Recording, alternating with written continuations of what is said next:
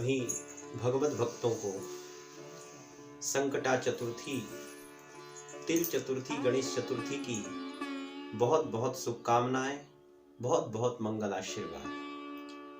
वक्रतुंडम महाकाय सूर्यकोटि समप्रभा निर्विघ्नं कुरु मे देव सर्वकार्येषु सर्वदा सर्वकार्येषु सर्वदा। समस्त कामनाओं को पूर्ण करने वाले, समस्त मनोरथों को पूर्ण करने वाले भगवान गणपति जी के चरणों में मैं बारंबार प्रणाम करते हुए आज पुनः माघ मास के पवित्र महीने में जो चतुर्थी होती है, इस पुण्यमयी दिव्य कथा का हम लोग सब श्रवण लाभ प्राप्त करेंगे, जिसको तिल चतुर्थी के नाम से भी जाना जाता है। इस चतुर्थी को संकटा चतुर्थी भी कहते हैं और गणेश चतुर्थी के नाम से भी ये चतुर्थी जानी जाती है। माघ मास का पवित्र महीना में जो कृष्ण पक्ष में चतुर्थी पड़ती है, इसे संकटा चतुर्थी के नाम से हम लोग सब जानते हैं।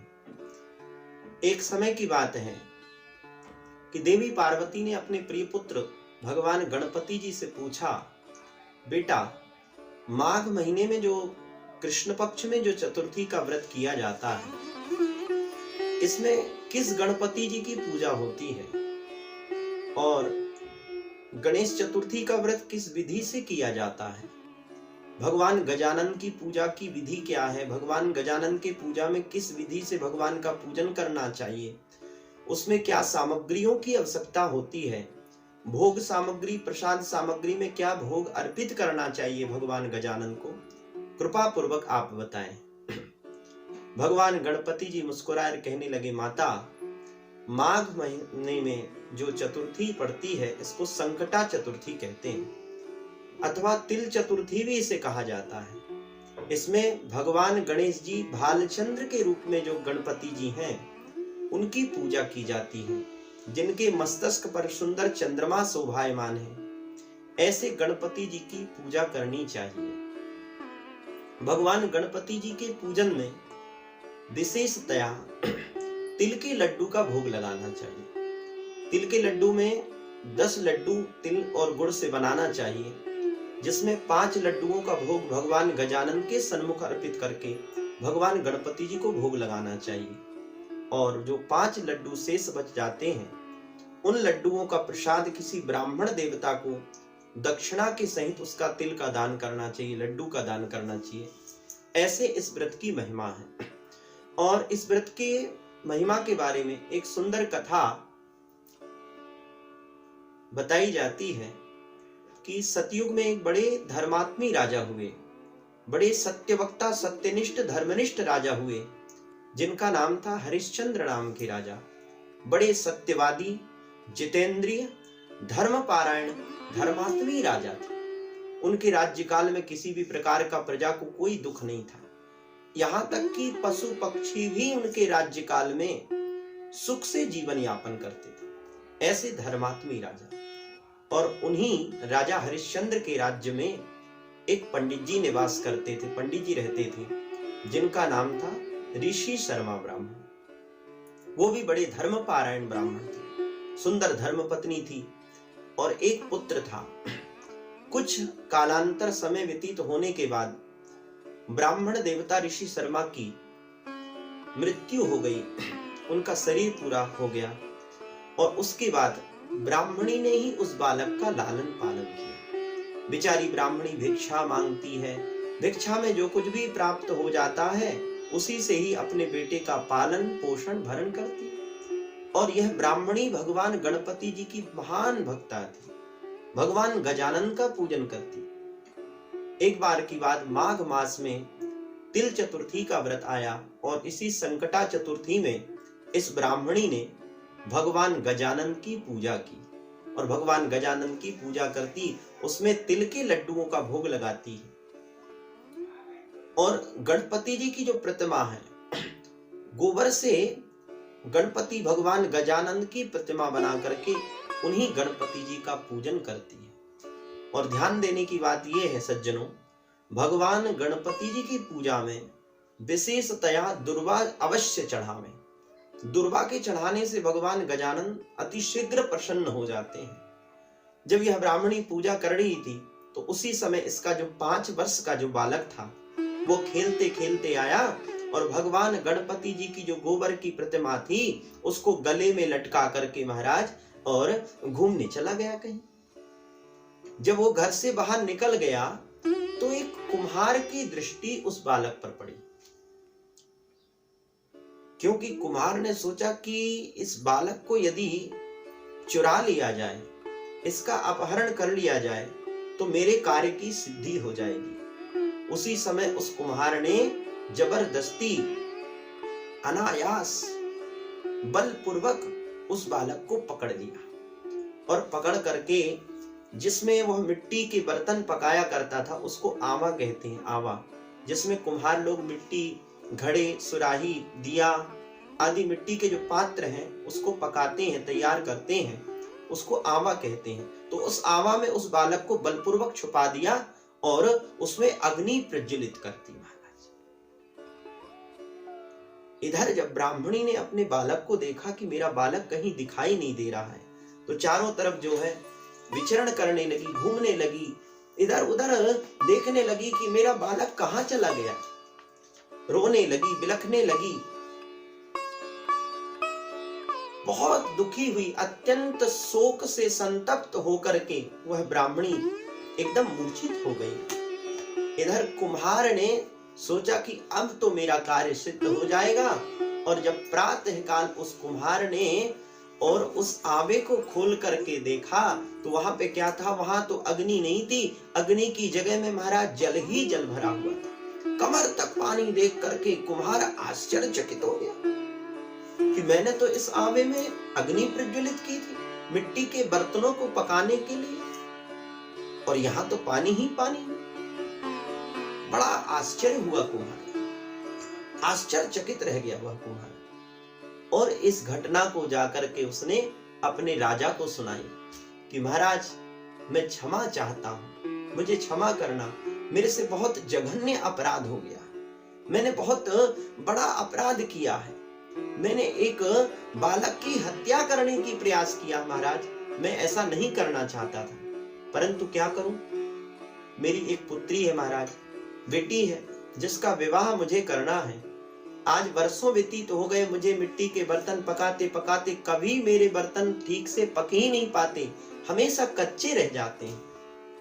मैंने कभी एक तांत्रिक के मुख से सुना कि एक काम करो, इस बार तुम जब आवा तैयार करोगे मिट्टी के बर्तनों को पकाने के लिए तो उसमें किसी बालक की बलि दे देना।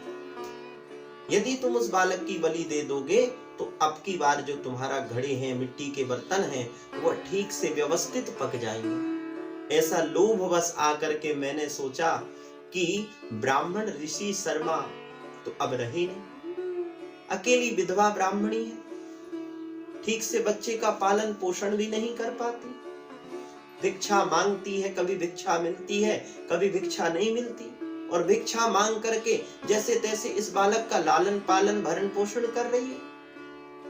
तो क्यों ना मैं इस बालक की ही बलि चढ़ा दूं, क्योंकि यदि किसी अन्य बालक का मैं अपहरण करता और उसको मारने का प्रयास करता तो मुझे बड़ा कष्ट होता, मुझे बहुत दंड दिया जाता। तो मैंने सोचा इस ब्राह्मणी का तो कोई है नहीं, इसलिए मैंने इस बालक का अपहरण कर लिया महाराज। परंतु आश्चर्य की बात तो ये है महाराज, उस अग्नि के सामने, अग्नि के प्रभाव से इस बालक का कुछ भी नहीं हुआ। परंतु हमारे शास्त्र कहते हैं जिसकी रक्षा स्वयं परमात्मा करते हैं, संसार में उसे कौन मार सकता है। इसलिए कहते हैं जाको राखे साइया, मार सके ना कोई, और बाल न बाका कर सके, जो जग बेरी। सारा वृत्तांत इस कुम्हार ने अपने राजा को सुनाया। राजा को भी बड़ा आश्चर्य। राजा ने कहा चलो हम इस दृश्य को स्वतः अपनी आंखों से देखते हैं। जैसे ही राजा ने आकर के देखा तो सचमुच वहां तो पानी ही पानी भरा हुआ था और बच्चा उस पानी में एकदम किलकारी मार करके खेल रहा है, प्रसन्न है। ना उसे भूख लगती, ना उसे प्यास लगती, ना उसे कोई भय है। इधर ब्राह्मणी बिलकती बिलकती रोती रोती जिस प्रकार से एक गौ माता अपने बछड़े के बिना रंभाती रंभाती यत्र तत्र विचरण करती है, ठीक उसी प्रकार वह ब्राह्मणी बिलकती रोती हुई और शोक से संतप्त होकर के राजा के सन्मुख आकर के खड़ी हो गई। और जैसे ही उसने अपने बालक को देखा तो दौड़ करके बालक को गोद में उठा लिया, बड़े प्रेम से उसका दुलार करने लगी, लाड़ करने लगी। उसी समय राजा ने पूछा, देवी तुम क्या कोई जादू जानती हो, कोई जादुई विद्या जानती हो? क्या कोई तांत्रिक विद्या का प्रयोग तुमने किया है या किसी देवता की आराधना पूजना अर्चना करती हो? मेरी ये समझ में नहीं आ रहा कि अग्नि की इस प्रचंड ज्वालाओं में भी इस बालक की ऐसी कैसे रक्षा हो। तब वह ब्राह्मणी मुस्कुराई और कहने लगी, देखो महाराज क्षमा करना, मैं कोई जादूगरनी नहीं हूं, मैं कोई जादू की विद्या नहीं जानती हूं। तो बोले मैंने तो भगवान गजानन की आराधना की। माघ मास के पवित्र महीने में भगवान गजानन की जो पूजा करते हैं उसके प्रभाव से समस्त दुख दूर हो जाते हैं और पुत्र के मिलन की इच्छा से, पुत्र शोक से व्यथित होकर के आज भगवान गजानन की, भगवान गणेश जी की चतुर्थी का व्रत है और इस माघ मास की चतुर्थी का व्रत मैंने किया है और भगवान गजानन के प्रभाव से, भगवान गजानन के पुण्य के प्रभाव से और उनके कृपा प्रसाद के प्रभाव से आज मेरा बालक मुझे सुरक्षित प्राप्त हुआ। मैं कोई जादूगर नहीं हूं। तब तो राजा को महान आश्चर्य हुआ।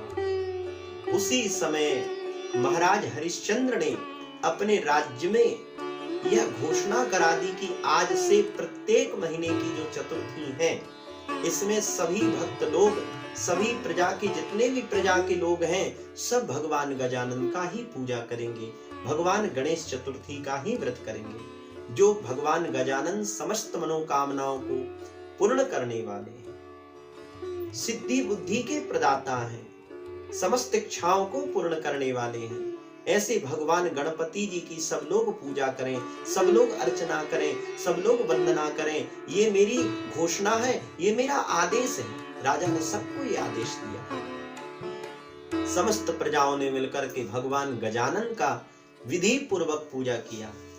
भगवान श्री कृष्ण कहते हैं, युधिष्ठिर तुम राज्य की प्राप्ति के लिए, राज्य की कामना के लिए माघ मास में जो तिल चतुर्थी होती है, इस दिव्य चतुर्थी का आप अनुष्ठान करो, व्रत करो, जिसमें भगवान गजानन की भालचंद्र नाम के गणपति जी की पूजा होती है, जिनके मस्तक पर सुंदर चंद्रमा शोभायमान है।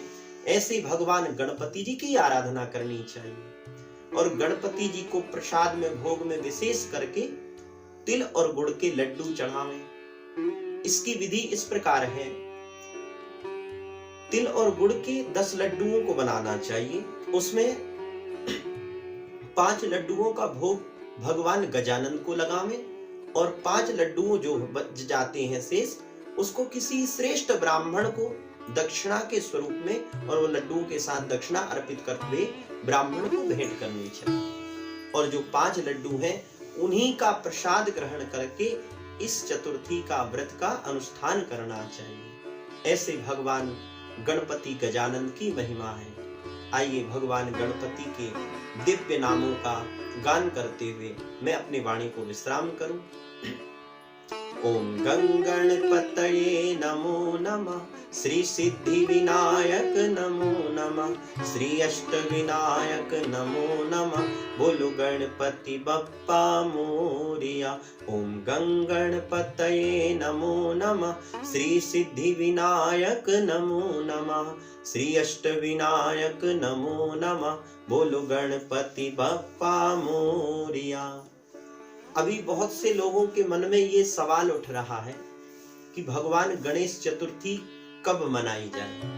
गणेश चतुर्थी का व्रत किस दिन करना चाहिए, तो मैं सब लोगों को निवेदन करूं कि 29 तारीख सोमवार को भगवान गणपति जी की चतुर्थी का व्रत है। इसको संकटा चतुर्थी भी कहते हैं, तिल चतुर्थी भी कहते हैं और गणेश चतुर्थी भी कहते हैं। इस व्रत का आप सब लोग अवश्य पालन करें। सभी भगवत भक्तों को गणेश चतुर्थी की बहुत बहुत शुभकामनाएं, बहुत बहुत मंगल आशीर्वाद।